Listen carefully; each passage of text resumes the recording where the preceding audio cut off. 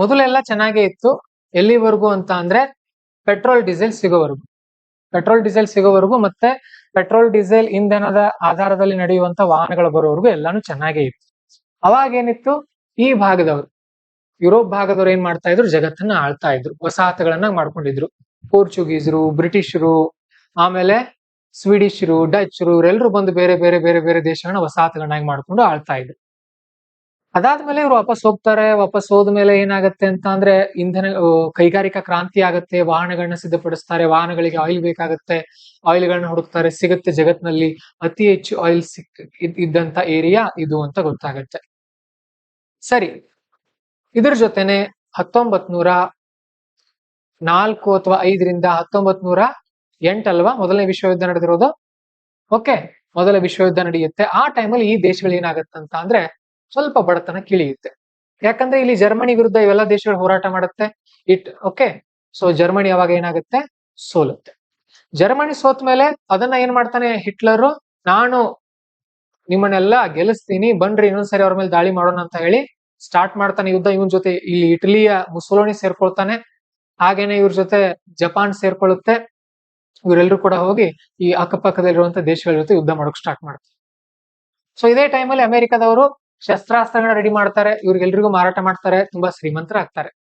1945ರಲ್ಲಿ America ಏನ್ ಮಾಡುತ್ತೆ, Japan ಮೇಲೆ ದಾಳಿ ಮಾಡುತ್ತೆ. ಜಪಾನ್ ಮೇಲೆ ದಾಳಿ ಯಾವ ರೀತಿ ಮಾಡುತ್ತೆ ಅಂದ್ರೆ ಅಣುಬಾಂಬ್ ದಾಳಿ ಮಾಡುತ್ತೆ. ಅವಾಗ ಜಪಾನ್ ಹೆದರುತ್ತೆ, ಶರಣಾಗುತ್ತೆ, ಯುದ್ಧ ನಿಂತು ಬಿಡುತ್ತೆ. ಹಿಟ್ಲರ್ ಆತ್ಮಹತ್ಯೆ ಮಾಡ್ಕೊಂಡು ಹೋಗ್ಬಿಡ್ತಾನೆ. ಸೊ ಇದಾದ ಮೇಲೆ ಈ ಟೈಮಲ್ಲಿ ಅಮೆರಿಕ ಏನಾಗಿತ್ತು ಅಂದ್ರೆ ಶ್ರೀಮಂತ ಆಯ್ತು. 1945ರ ನಂತರ ಇವೆಲ್ಲ ಬಡ ರಾಷ್ಟ್ರ ಆಗಿಬಿಡುತ್ತೆ. ಅಮೆರಿಕ ಒಂದು ಶ್ರೀಮಂತ ರಾಷ್ಟ್ರ ಆಗಿ ನಿಂತ್ಕೊಳ್ಳುತ್ತೆ. ರಷ್ಯಾನು ಕೂಡ ಅತ್ಯಂತ ಬಲಿಷ್ಠ, ಶ್ರೀಮಂತ ಅಲ್ಲ ಆದ್ರೆ ಬಲಿಷ್ಠ ರಾಷ್ಟ್ರ ಆಗಿ ನಿಂತ್ಕೊಳ್ಳುತ್ತೆ. ರಷ್ಯಾ ಜೊತೆಗೆ ಇವು ಕೂಡ ಇರುತ್ತೆ ಅವಾಗ, ಕಜಕಿಸ್ತಾನ್, ಉಜ್ಬೇಕಿಸ್ತಾನ್ ಇವೆಲ್ಲಾನು ಇರುತ್ತೆ. ಅವಾಗ ಅದನ್ನ USSR ಅಂತ ಕರಿತಾ ಇದ್ರು. ಸರಿ, ಮುಂದೇನಾಗತ್ತೆ ಅಂತ ಅಂದ್ರೆ ಅಮೆರಿಕಕ್ಕೆ ಭಯ. ಏನ್ ಸ್ಟಾರ್ಟ್ ಆಗತ್ತೆ, ಅಮೆರಿಕ ಮತ್ತು ರಷ್ಯಾ ಅಲ್ಲಿವರೆಗೂ ಜಗತ್ತನ್ನ ಈ ದೇಶಗಳು ಆಳ್ತಾ ಇದ್ವು. ಅದರಲ್ಲಿ ಮುಖ್ಯವಾಗಿ ಬ್ರಿಟನ್ ಜಗತ್ತನ್ನ ಆಳ್ತಾ ಇತ್ತು. ಬಟ್ ಈಗ ವಿಶ್ವಯುದ್ಧ ನಡೆದಿದೆ. ವಿಶ್ವಯುದ್ಧ ನಡೆದ ನಂತರ ಬ್ರಿಟನ್ ಎಲ್ಲ ತುಂಬಾ ಯಾವತ್ತೂ ನೆನ್ಪಿಟ್ಟುಕೊಡ್ರಿ, ಯುದ್ಧದಿಂದ ಯಾರಿಗೂ ನೆಮ್ಮದಿ ಸಿಗಲ್ಲ, ಯುದ್ಧದಿಂದ ಯಾರಿಗೂ ಲಾಭ ಸಿಗಲ್ಲ. ಸೊ ಬ್ರಿಟನ್ ಬಡವ ಆಗತ್ತೆ. ಅಮೆರಿಕ ಮತ್ತು ರಷ್ಯಾ ನಡುವೆ ಶೀತಲ ಸಮರ ಆರಂಭ ಆಗುತ್ತೆ. ನಾನ್ ಹೆಚ್ಚು ನೀನ್ ಹೆಚ್ಚು. ಮತ್ತೆ ಇಬ್ರು ಏನ್ ಮಾಡ್ತಾರೆ, ಅಣ್ವಸ್ತ್ರಗಳನ್ನ ರೆಡಿ ಮಾಡಿ ಇಟ್ಕೊಳ್ಳೋಕ್ ಸ್ಟಾರ್ಟ್ ಮಾಡ್ತಾರೆ. ಆಮೇಲೆ ಸ್ಯಾಟಲೈಟ್ ಗಳನ್ನ ಇವ್ರೊಂದ್ ಲಾಂಚ್ ಮಾಡೋದು, ಇವ್ರೊಂದ್ ಲಾಂಚ್ ಮಾಡೋದು, ಇವ್ರೊಂದ್ ಲಾಂಚ್ ಮಾಡೋದು, ಇವ್ರೊಂದ್ ಲಾಂಚ್ ಮಾಡೋದು. ನಡುವೆ ನಾವು ಭಾರತದಲ್ಲಿ ನೀವಿಬ್ರು ಆ ಕಡೆ ಮಾಡ್ರೆ ನಾವ್ ಈ ಕಡೆ ಸ್ಟಾರ್ಟ್ ಮಾಡ್ತೀವಿ ಅಂತ ಇಸ್ರೋ ಸ್ಟಾರ್ಟ್ ಮಾಡ್ತೀವಿ ಇಲ್ಲಿ. ಓಕೆ, ಆಮೇಲೆ ಇವರಿಬ್ರು ಶೀತಲ ಸಮರ ಮಾಡ್ತಿರ್ತಾರೆ. ಇಲ್ಲಿ ಜವಾಹರ್ಲಾಲ್ ನೆಹರು ಅವರು ಈಜಿಪ್ಟ್ ನಲ್ಲಿ ಒಬ್ರು ಲೀಡರ್ ಇರ್ತಾರೆ, ನಾಸೀರ್ ಅಂತ ಹೇಳಿ. ಇಂಡೋನೇಷ್ಯಾದವ್ರು ಸುಕಾರ್ನೋ ಅಂತ ಒಬ್ರು ಲೀಡರ್ ಇರ್ತಾರೆ. ಆಮೇಲೆ ಘಾನಾದವ್ರು ಯಾರು ಅನ್ಸುತ್ತೆ ಒಂದ್ 5 ಜನ ಸೇರ್ಕೊಂಡು ನಾನ್ ಅಲೈನ್ಮೆಂಟ್ ಮೂವ್ಮೆಂಟ್ ಮಾಡ್ತಾರೆ. ಇವರು ಏನ್ ಹೇಳ್ತಾರೆ ಅಂದ್ರೆ, ಇಲ್ಲ ನಾವಿಬ್ರು ನಿಮ್ ಇಬ್ರಲ್ಲಿ ಬರಲ್ಲ, ನಮ್ಗೆ ಇನ್ನೂ ಏನಾಗಿದೆ ಅಂದ್ರೆ ಆಫ್ರಿಕಾದಲ್ಲಿ ಬಹಳಷ್ಟು ದೇಶಗಳು ಇನ್ನೂ ಸ್ವತಂತ್ರ ಆಗಿಲ್ಲ ಅಂತ ಹೇಳಿ ನೆಹರು ಏನ್ ಮಾಡ್ತಾರೆ, ಇವ್ರನ್ನ ಬೆನ್ ಹತ್ತಾರೆ. ಇವರೆಲ್ಲ ಬಿಡ್ರಿ, ಬೇರೆ ಬೇರೆ ದೇಶಗಳನ್ನ, ಬಹಳಷ್ಟು ದೇಶಗಳಿಗೆ ಸ್ವಾತಂತ್ರ್ಯ ಕೊಡಿಸ್ತಾರೆ. ಇದಾಯ್ತು. ಇದಾದ್ಮೇಲೆ ಮುಂದೆ ಏನಾಗುತ್ತೆ, ಇದಾದ್ಮೇಲೆ ಅಮೆರಿಕ ಗೊತ್ತಾಗತ್ತೆ ಏನಂದ್ರೆ ಇನ್ನು ಕೈಗಾರಿಕಾ ಕ್ರಾಂತಿ ಆಗಿದೆ, ದೇಶಗಳೆಲ್ಲ ಬೆಳೀತಾ ಇವೆ, ಇಂಧನ ಬೇಕು, ವಾಹನಗಳಿಗೆ ಇಂಧನ ಬೇಕು ಅಂತ ಅಂದ್ರೆ ಮುಖ್ಯವಾಗಿ ಪೆಟ್ರೋಲ್ ಬೇಕಾಗತ್ತೆ, ಡೀಸೆಲ್ ಬೇಕಾಗತ್ತೆ ಮತ್ತು LPG ಗ್ಯಾಸ್ ಬೇಕಾಗತ್ತೆ. ಅಮೆರಿಕದ ಬಳಿನೂ ಇದೆ, ಬಟ್ ಇವರಷ್ಟಿಲ್ಲ. ಆಯಿಲ್ ಎಲ್ಲಿದೆ, ಇಲ್ಲಿದೆ. ಗ್ಯಾಸ್ ಅಲ್ಲಿದೆ, ಇಲ್ಲಿದೆ.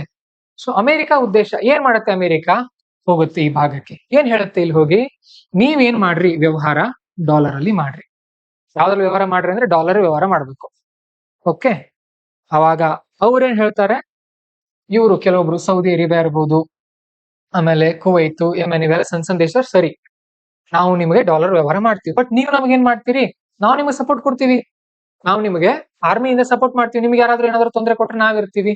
ಇವ್ರು ಒಪ್ಕೊಳ್ತಾರೆ. ಸೊ 1950-40-50 ಅದೆಲ್ಲ ಒಪ್ಪಂದ ಆಗತ್ತೆ. ಮುಂದೆ 70 ಟೈಮ್ ಬರೋ ವೇಳೆಗೆ ಈ ಭಾಗದಲ್ಲಿ ಇರಾಕ್, ಎಲ್ಲಿದೆ ಇದು ದೇಶ, ಇರಾಕ್, ಆಮೇಲೆ ಈ ಲಿಬಿಯಾ, ಆಮೇಲೆ ಈ ಇರಾನ್, ಇವೆಲ್ಲಾ ದೇಶಗಳು ಏನ್ ಮಾಡತ್ತಂತ ಅಂದ್ರೆ ವೆನಿಜುವೆಲಾ, ಇವರೆಲ್ಲ ಏನ್ ಥಿಂಕ್ ಮಾಡೋಕ್ ಸ್ಟಾರ್ಟ್ ಮಾಡ್ತಾರೆ ಅಂದ್ರೆ, ನಾವ್ಯಾಕೆ ಡಾಲರ್ ಅಲ್ಲಿ ವ್ಯವಹಾರ ಮಾಡ್ಬೇಕು, ನಾವು ಗೋಲ್ಡ್ ಅಲ್ಲಿ ವ್ಯಾಪಾರ ಮಾಡ್ಕೊಳ್ಬಹುದು, ಅಥವಾ ನಮ್ಗೆ ಯಾವ ಕರೆನ್ಸಿ ಇದೆ ಅದರಲ್ಲಿ ವ್ಯಾಪಾರ ಮಾಡ್ಕೊಳ್ಬಹುದು. ಮತ್ತೆ ಇವ್ರು ಅಮೆರಿಕದವ್ರು ಯಾಕೆ ಡಾಲರ್ ಅಲ್ಲಿ ವ್ಯವಹಾರ ಮಾಡೋಕ್ ಹೇಳಿದ್ರು, ಯಾಕೆ ಹೇಳಿದ್ರು ಅಂದ್ರೆ ಡಾಲರ್ನ ವ್ಯಾಲ್ಯೂ ಜಾಸ್ತಿ ಆಗುತ್ತೆ ಜಗತ್ತಿನಲ್ಲಿ. ಯಾವುದರ ಬೇಡಿಕೆ ಜಾಸ್ತಿ ಇರುತ್ತಲ್ಲ, ಯಾವುದರ ಡಿಮ್ಯಾಂಡ್ ಜಾಸ್ತಿ ಇರುತ್ತಲ್ಲ, ಅದರದೇ ವ್ಯಾಲ್ಯೂ ಜಾಸ್ತಿ ಆಗುತ್ತೆ. ಸೊ ಹಾಗಾಗಿ ಡಾಲರ್ ಸ್ಟ್ರಾಂಗ್ ಆಗಿದ್ದಷ್ಟು ಅಮೆರಿಕಕ್ಕೆ ಒಳ್ಳೇದು. ಡಾಲರ್ ವೀಕ್ ಆಯ್ತು ಅನ್ಕೊಡ್ರೆ ಅಮೆರಿಕಕ್ಕೆ ಪೆಟ್ಟು ಬೀಳುತ್ತೆ. ಸೊ ಹಾಗಾಗಿ ಅವ್ರು ಏನ್ ಮಾಡ್ತಾರೆ, ಇವರು ಈ ಭಾಗದವರು ನಾವು ಡಾಲರ್ ಬಳಸಲ್ಲ ಅಂತ ಒಬ್ಬೊಬ್ರು ಹೇಳೋಕ್ ಸ್ಟಾರ್ಟ್ ಮಾಡ್ತಾರೆ. ಅವಾಗ ಅಮೆರಿಕ ದಾಳಿ ಮಾಡುತ್ತೆ. ಯಾರ ಮೇಲೆ ದಾಳಿ ಮಾಡುತ್ತೆ? ಇರಾಕ್ ಮೇಲೆ ಬರುತ್ತೆ.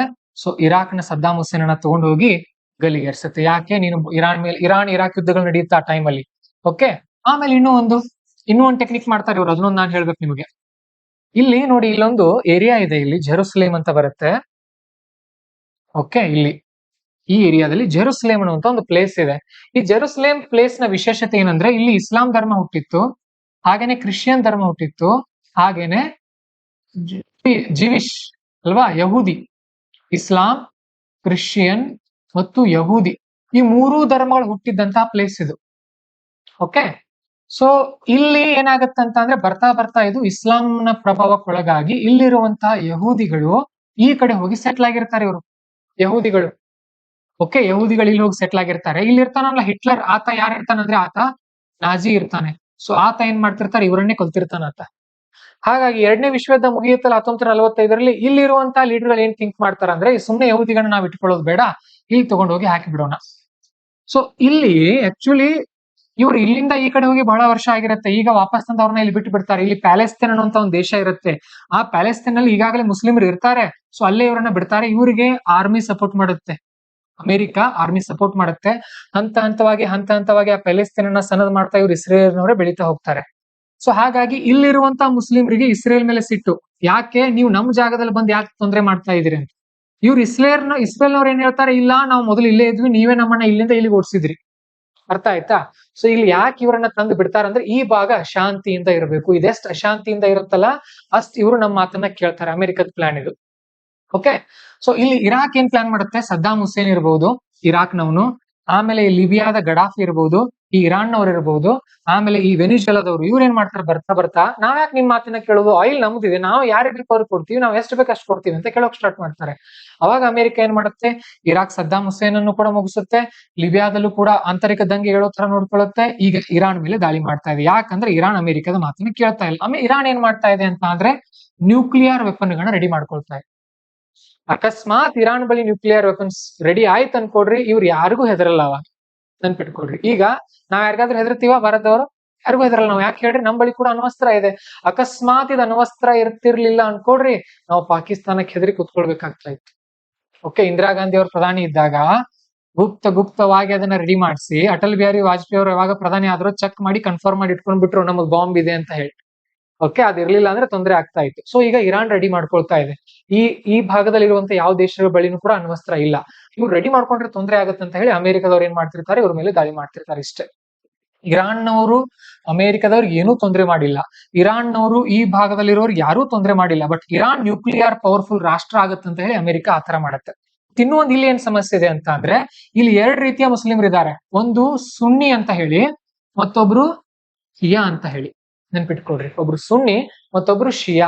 ಸೊ ಈ ಇರಾನ್ ನಲ್ಲಿರೋರು ಶಿಯಾ ಜಾಸ್ತಿ ಜನ, ಸೌದಿ ಅರೇಬಿಯಾದಲ್ಲಿರೋರು ಸುನ್ನಿ. ಈ ಸುನ್ನಿಯವ್ರನ್ನ ಕಂಡ್ರೆ ಶಿಯಾದವ್ರಿಗಾಗಲ್ಲ, ಶಿಯಾದವ್ರನ್ನ ಕಂಡ್ರೆ ಸುನ್ನಿಯವ್ರಿಗಾಗಲ್ಲ. ಹಾಗಾಗಿ ಸೌದಿ ಅರೇಬಿಯಾ ಜಾಸ್ತಿ ಸಪೋರ್ಟ್ ಮಾಡೋದು ಅಮೆರಿಕ. ಇಲ್ಲಿ ಒಡಕಿದೆ ಮೊದಲು. ಹೀಗಾಗಿ ಅಮೆರಿಕದವ್ರು ಏನ್ ಮಾಡ್ತಾ ಇದಾರೆ ಅಂತ ಅಂದ್ರೆ, ಈ ಭಾಗವನ್ನ ಆಳ್ತಾ ಇದ್ದಾರೆ. ಅರ್ಥ ಆಯ್ತಾ? ಸೊ ಯಾಕೆ ದಾಳಿ ಮಾಡತ್ತೆ ಅಮೆರಿಕ ಇರಾನ್ ಮೇಲೆ?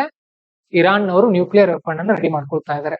ಅವ್ರು ಏನಾದ್ರು ರೆಡಿ ಮಾಡ್ಕೊಂಡ್ರೆ ಅನ್ಕೊಡ್ರಿ, ಅವ್ರಿಗೆ ಯಾರಿಗೂ ಹೆದರಲ್ಲ. ಅವಾಗ ಅದೇನ್ ಕಂಟ್ರೋಲ್ ಇರುತ್ತಲ್ಲ ತನ್ನ ಬಳಿ, ಈ ಜಗತ್ತಿನ ಆಯಿಲ್ ಮೇಲೆ ಇಂಡೈರೆಕ್ಟ್ ಆಗಿ ಅಮೆರಿಕ ಈಗ ಕಂಟ್ರೋಲ್ ಮಾಡ್ತಾ ಇದೆ, ಅದು ಹೋಗುತ್ತೆ ಅಂತ ಹೇಳಿ ಹೆದರ್ತಾ ಇದೆ ಅಮೆರಿಕ. ಅಷ್ಟೇ. ಅರ್ಥ ಆಯ್ತಾ? ಸೊ ನೋಡೋಣ ಈಗ. ಇವೆಲ್ಲ ನೀವು ಪ್ರಬಂಧದಲ್ಲಿ ಇಂಟರ್ವ್ಯೂ ಹೇಳುವಾಗ ಎಲ್ಲ ಬರೀಬೇಕು.